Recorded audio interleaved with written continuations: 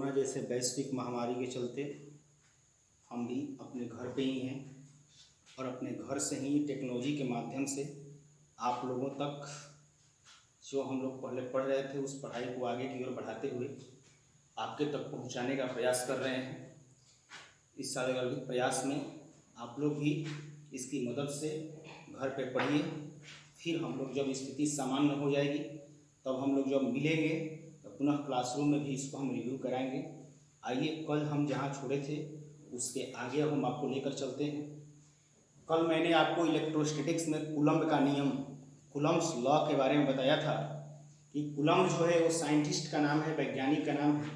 और कूलम्ब ने दो आवेशों के बीच लगने वाले विद्युतीय बल के बारे में हमको बताया था। उस विद्युतीय बल का फॉर्मूला भी आया हुआ था, F = 1/4πε0 Q1 × Q2 बटा में R का स्क्वायर। ये दो आवेश जब एक दूसरे से कुछ दूरी पर स्थित रहते हैं तो उन दोनों आवेशों के बीच लगने वाला ये विद्युतीय बल का फॉर्मूला होता है। इसको कूलम्ब का बल भी कहा जाता है।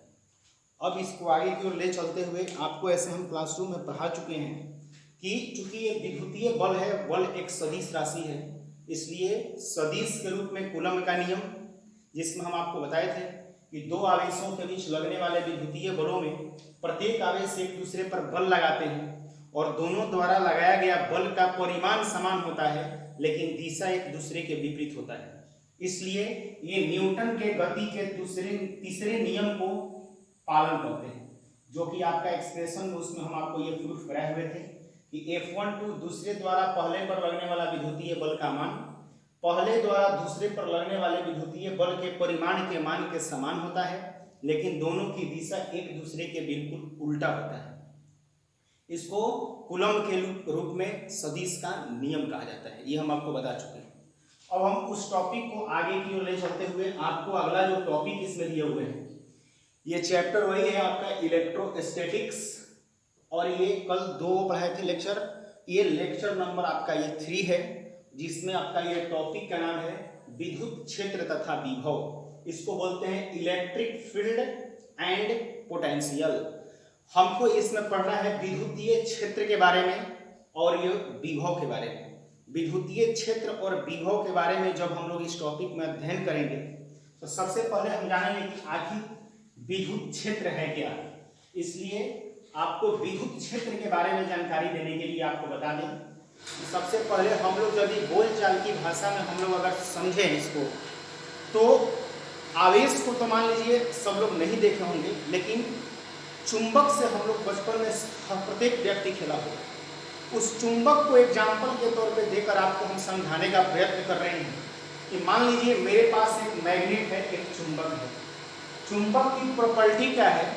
तो चुंबक का गुण होता है कि चुंबक किसी भी लोहा को या कोई भी जो चुंबकीय पदार्थ है उस लौह चुंबकीय पदार्थ को अपनी ओर चुंबक आकर्षित करता है, अपनी ओर उसको अट्रैक्ट करता है, खींचता है।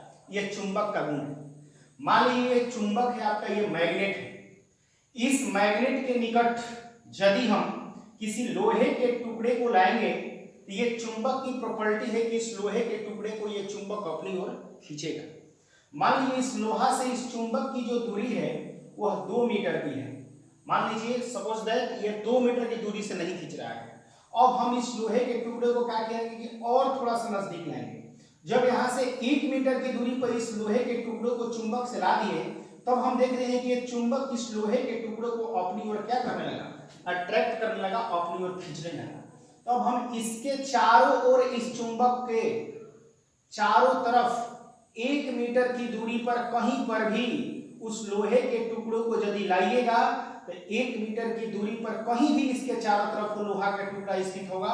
ये चुंबक उस लोहे के टुकड़े को अपनी ओर क्या करेगा? अट्रैक्ट करेगा, अपनी ओर खींचेगा।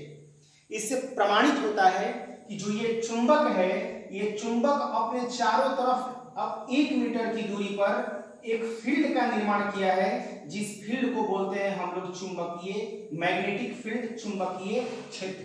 इसके क्षेत्र में जैसे ही कोई चुंबक या लोहे के टुकड़ा आएगा, वैसे ही ये चुंबक उस लोहे के टुकड़े पर या उस दूसरे चुंबक पर आकर्षण या प्रतिकर्षण का बल का प्रभाव डालना शुरू कर देगा।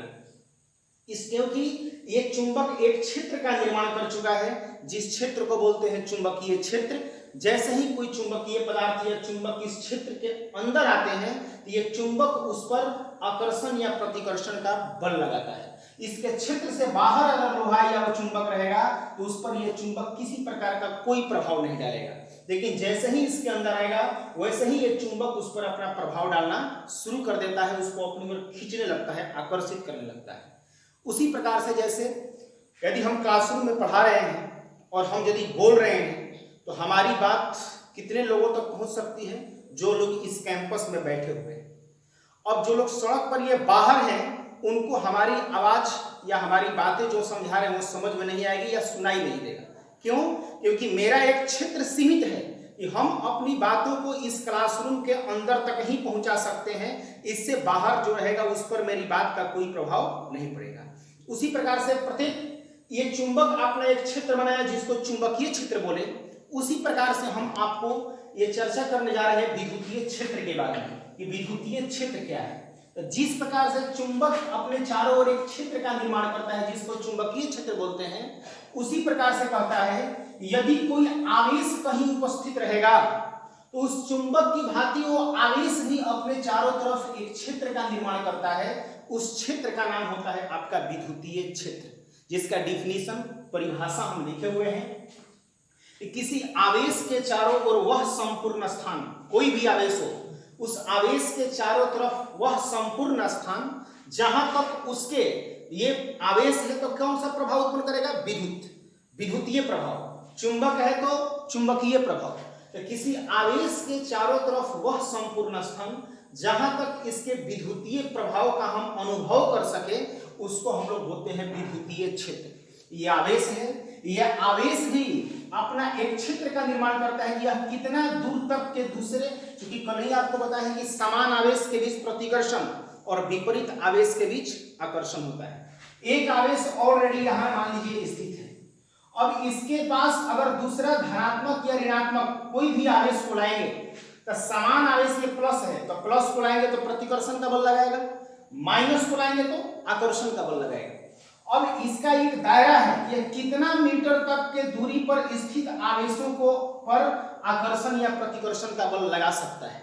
वही कहेगी किसी आवेश के चारों तरफ वह स्थान जहां तक ये अपने विद्युतीय प्रभाव को दिखा सकता है, अपने विद्युतीय प्रभाव को डाल सकता है, उसी को हम लोग बोलते हैं विद्युतीय क्षेत्र।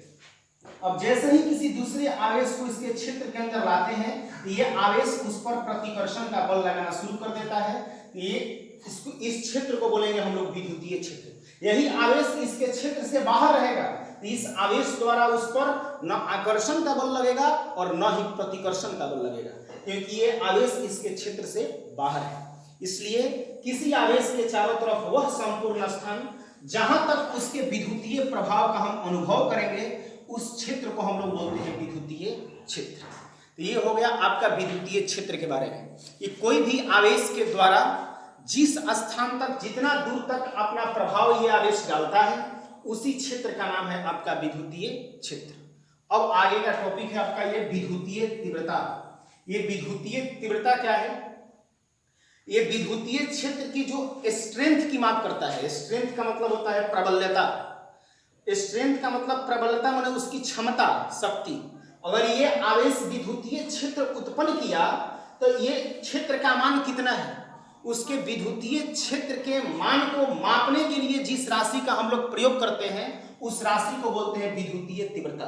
यह आवेश द्वारा जो विद्युतीय क्षेत्र उत्पन्न है, ये विद्युतीय क्षेत्र की प्रबलता कितनी है या ये आवेश किसी दूसरे आवेश पर कितने का बल लगाएगा, तो इसकी विद्युतीय क्षेत्र की प्रबलता की जो माप करता है उसी को बोलते हैं विद्युतीय तीव्रता।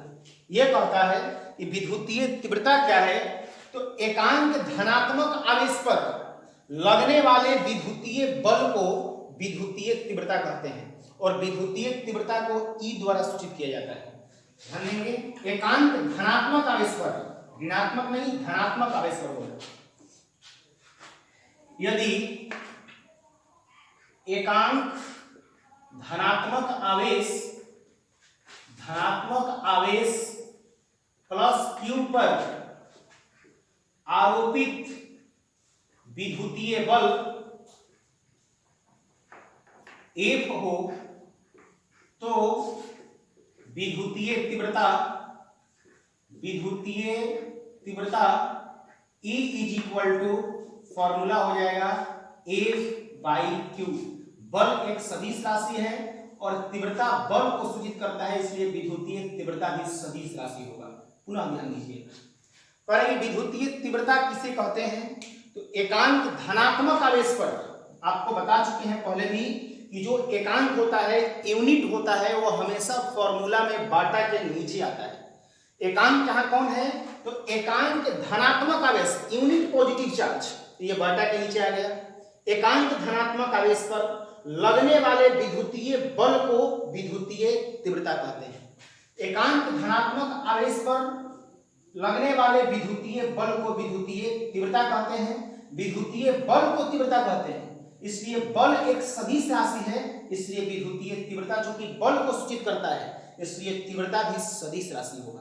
और सदिश के पास परिमाण भी होता है और दिशा भी होता है। तो विद्युतीय तीव्रता का परिमाण तो इस फॉर्मूला से निकाल लेंगे, बल बटा आवेश, लेकिन विद्युतीय तीव्रता की जो दिशा होगी वो हमेशा विद्युतीय बल की दिशा की ओर होता है। ये आपका हो गया इक्वेशन नंबर फर्स्ट।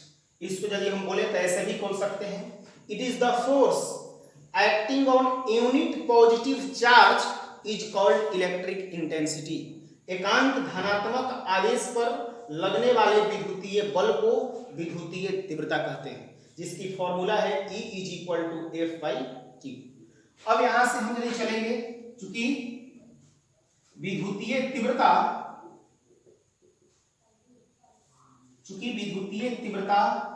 बल को सूचित करता है, बल को सूचित करता है, अतः यह एक सदिश राशि है। विद्युतीय तीव्रता एक सदिश राशि है और इसकी दिशा विद्युतीय बल की दिशा की ओर होता है। अब हम इसको आगे लेकर चलते हैं। वहां से यदि आगे लेंगे तो समीकरण 1 से उसका वैल्यू निकालिए। चूंकि जब ये सदिश है तो सदिश का दिशा भी होगा और परिमाण भी होगा। तो आपको तो बता दिए कि विद्युतीय तीव्रता की दिशा विद्युतीय बल की दिशा की ओर होता है, क्योंकि एकांक आवेश धनावेश पर लगने वाले विद्युतीय बल को ही विद्युतीय तीव्रता कहते हैं। इसलिए तीव्रता एक प्रकार का बल है, इसलिए तीव्रता की दिशा बल की दिशा की ओर होता है।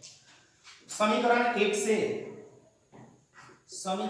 से बाइसियम यदि उसको कर देंगे, ये हो जाएगा F is equal to Q into E। F is equal to होगा Q इंटू E।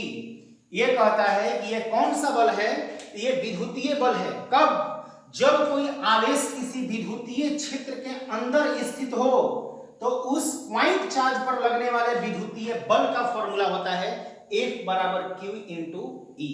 लेकिन अब इस बल की दिशा हमको निकालना पड़ेगा यहाँ पे। क्यों? क्योंकि जो आवेश होता है वह आवेश आपको बता चुके हैं कि दो प्रकार का होता है, आवेश धनात्मक भी होता है और आवेश ऋणात्मक भी होता है। जब यह बल धनात्मक आवेश पर लगेगा तब बल की दिशा और विद्युतीय क्षेत्र की दिशा दोनों की दिशा एक ही ओर होगा। जब यह बल धनात्मक आवेश पर लगेगा तो बल और विद्युतीय क्षेत्र की दिशा एक ही ओर होगा। लेकिन यदि यही बल F बराबर माइनस Q इंटू E, यही बल यदि ऋणात्मक आवेश पर लगेगा तब इस विद्युतीय बल की दिशा विद्युतीय क्षेत्र के दिशा के उल्टा हो जाएगा, विद्युतीय क्षेत्र के दिशा के विपरीत हो जाएगा। पुनः एक बार समझिए, ये विद्युतीय क्षेत्र का फॉर्मूला है, तीव्रता का फॉर्मूला है E बराबर F/q। कह रहा है कि यहां से बाइसियम करके निकाले तो F बराबर हो गया Q इंटू E। अब करेंगे, चूंकि क्षेत्र की दिशा बल की दिशा की ओर होता है, ये बल का फॉर्मूला निकला, कौन सा बल? विद्युतीय बल। ये कब काम करेगा? जब कोई पॉइंट चार्ज, सिंगल चार्ज किसी विद्युतीय क्षेत्र के अंदर उपस्थित रहेगा तो उस पर लगने वाला विद्युतीय बल का फॉर्मूला होगा F बराबर Q इंटू E। चूंकि विद्युतीय बल जो है एक सदिश राशि है और सदिश के पास परिमाण और दिशा दोनों होता है, तो परिमाण तो निकल जाएगा Q इंटू E, आवेश गुना विद्युतीय क्षेत्र। लेकिन यदि इसके दिशा निकालने होगी तो कैसे निकालेंगे? तो चूंकि आवेश दो प्रकार का होता है, आवेश धनात्मक भी होता है और आवेश ऋणात्मक भी होता है। जब ये बल धनात्मक आवेश पर लगेगा तब वहां पे विद्युतीय क्षेत्र और बल दोनों की दिशा एक ही दिशा की ओर होगा, लेकिन यही बल यदि ऋणात्मक आवेश पर लगेगा तब विद्युतीय बल की दिशा विद्युतीय क्षेत्र के दिशा के सीधे अपोजिट उल्टा दिशा में होगा। ये आपका हो गया विद्युतीय बल का परिमाण और विद्युतीय बल की दिशा। इसको हम लोग इस फॉर्मूला से निकाल सकते हैं। अब यहां से जो ऑब्जेक्टिव क्वेश्चन आता है इसको याद रखना होगा कि विद्युतीय तीव्रता जो ये टॉपिक है इसका एसआई मात्रक क्या होगा और इसका विमीय सूत्र क्या होगा। तो विद्युतीय तीव्रता का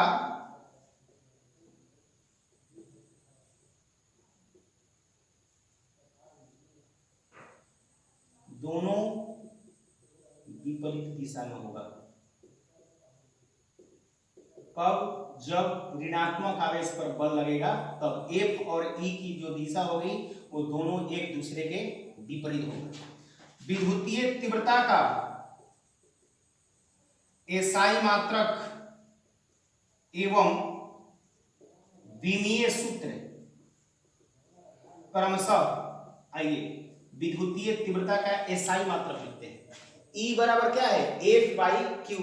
F मतलब बल, Q मतलब आवेश। तो बल का एसआई मात्रक क्या होता है? न्यूटन। और Q फॉर आवेश, चार्ज। आवेश का एसआई मात्रक क्या होता है? कूलम्ब। तो विद्युतीय तीव्रता का एसआई मात्रक हो गया न्यूटन पर कूलम्ब। एवं विमीय सूत्र, बल का विमीय सूत्र क्या होता है? mLT इनवर्स टू आवेश का AT, सब 11th क्लास में पढ़ाया गया है। अब इसको कैलकुलेट कर दीजिए। mLT ऊपर जाएगा तो -1 हो जाएगा, तो -2 का -1 गुना में पावर जुड़ जाता है तो -3, और A ऊपर जाएगा तो क्या हो जाएगा? A inverse. तो mLT इनवर्स 3, A इनवर्स 1। ये विद्युतीय तीव्रता का एसआई मात्रक हो गया और ये विद्युतीय तीव्रता का आपका विमीय सूत्र हो गया। ये ऑब्जेक्टिव सवाल आता है कि विद्युतीय तीव्रता का एसआई मात्रक क्या होगा। याद रखिएगा, बल का न्यूटन, आवेश का कूलम्ब, न्यूटन पर कूलम्ब इसका एसआई मात्रक है, और बल का विमीय सूत्र होता है mLT इनवर्स 2, आवेश का होता है AT। ये इसका विमीय सूत्र कैलकुलेट किया जाए, mLT ऊपर गया था -1, -2, -1, -3, और A ऊपर गया था A इनवर्स हो गया। ये इसका विमीय सूत्र है और ये इसका एसआई मात्रक है। हम लोग दो टॉपिक देखें, पहला था विद्युतीय क्षेत्र और दूसरा था विद्युतीय तीव्रता। फिर एक बार आपका कंफ्यूजन दूर कर दे, विद्युतीय क्षेत्र क्या है? तो कोई भी आवेश अपने विद्युतीय प्रभाव को जहां तक डालेगा वहां तक के क्षेत्र को उसका विद्युतीय क्षेत्र बोलेंगे। विद्युतीय प्रभाव डालने का मतलब है एक आवेश द्वारा किसी दूसरे आवेश पर लगने वाला बल, चाहे समान आवेश रहेगा तो प्रतिकर्षण का लगाए, चाहे आकर्षण का लगाए। तो जितना दूर तक की आवेशों पर यह बल लगा सकता है उतना तक की दूरी के क्षेत्र को बोलेंगे हम लोग विद्युतीय क्षेत्र। और विद्युतीय तीव्रता क्या है? तो विद्युतीय क्षेत्र की स्ट्रेंथ, प्रबलता की जो माप करता है कि इसकी विद्युतीय क्षेत्र कितना आपका मजबूत है या कमजोर है, उसका वैल्यू क्या है। तो विद्युतीय क्षेत्र की जो स्ट्रेंथ की माप करता है उसी को बोलते हैं विद्युतीय तीव्रता। तो दो टॉपिक डील किए, विद्युतीय क्षेत्र और विद्युतीय तीव्रता। और अगला टॉपिक आपका जो है उसका नाम है आपका विद्युतीय विभव, उसको भी हम लोग देखेंगे, विद्युतीय विभव।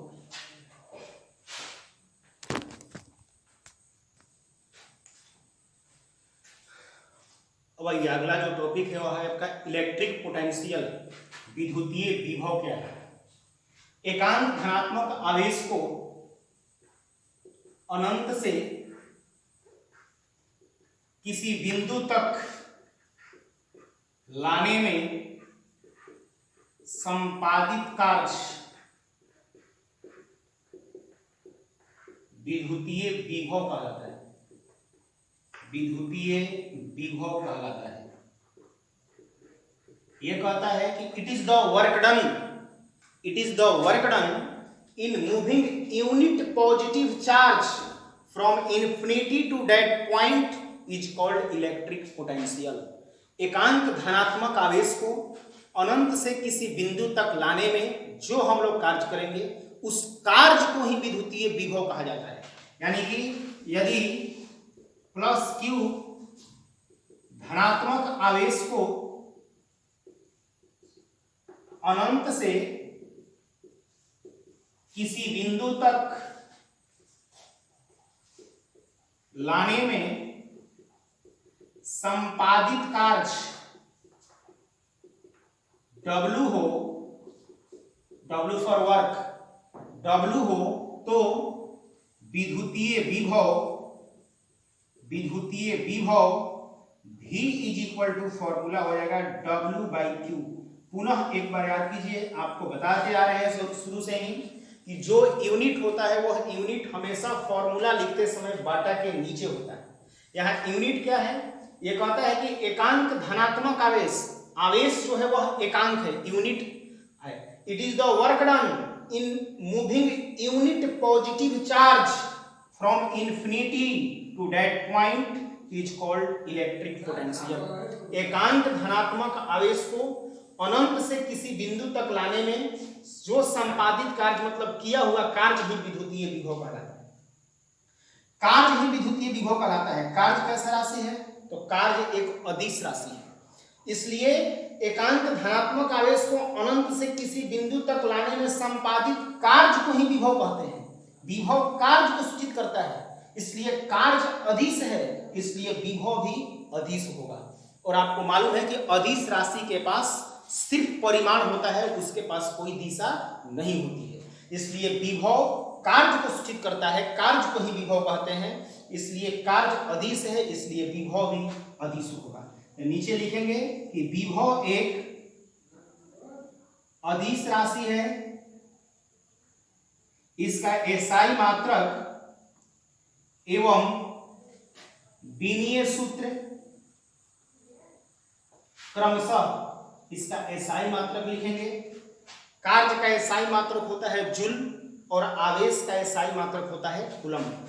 तो इसका एसआई मात्रक हो जाएगा जूल पर कूलम्ब, एसआई मात्रक हो जाएगा जूल पर कूलम्ब। इसी को आप लोग पढ़े होंगे कि विद्युतीय विभव का एसआई मात्रक वोल्ट होता है। तो वोल्ट इसी जूल पर कूलम्ब को ही वोल्ट कहा जाता है। जूल पर कूलम्ब होता है जिसे वोल्ट VOLT वोल्ट V से स्विच करते हैं कहा जाता है, जिसे वोल्ट कहा जाता है। यहां लिख देते हैं ऊपर। और विनीय सूत्र क्या हो जाएगा, कार्य का विनीय सूत्र होता है ml² T इनवर्स 2 बटा में आवेश का होता है AT। तो इसका विनीय सूत्र हो जाएगा आपका ml² T ऊपर जाएगा तो -1, तो -2 और -1 -3 और A इनवर्स 1। इसका विनीय सूत्र हो जाएगा ml² T inverse 3 A inverse 1 होता है। आज इतना ही।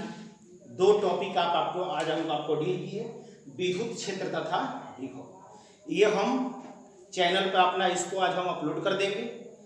आप लोग को अगर इसमें इस टॉपिक में जो हम पढ़ाए विद्युत क्षेत्र तथा विभव किसी तरह की कोई दिक्कत होगी, आप लोग उसके नीचे कमेंट बॉक्स में भी, या जो भी मेरे छात्र हैं उनके पास मेरा पर्सनल व्हाट्सएप नंबर भी होगा, आप हमसे फ़ोन करके या मेरे पर्सनल व्हाट्सएप पर भी अपने डाउट जो होगा आपको उस डाउट को भेजकर आप क्लियर कर सकते हैं। आप लोग उस चैनल को सब्सक्राइब कीजिए और बेल आइकॉन को भी दबाइए, ताकि किसी भी तरह का कोई भी वीडियो अगर आगे अपलोड हो उसका नोटिफिकेशन के माध्यम से आपके तक सूचना जरूर पहुंच जाए। आप लोगों को बहुत बहुत धन्यवाद। आप लोग इसको कंप्लीट कर लेंगे, फिर कल हम आप लोगों से मुखातिब होंगे। बहुत बहुत धन्यवाद।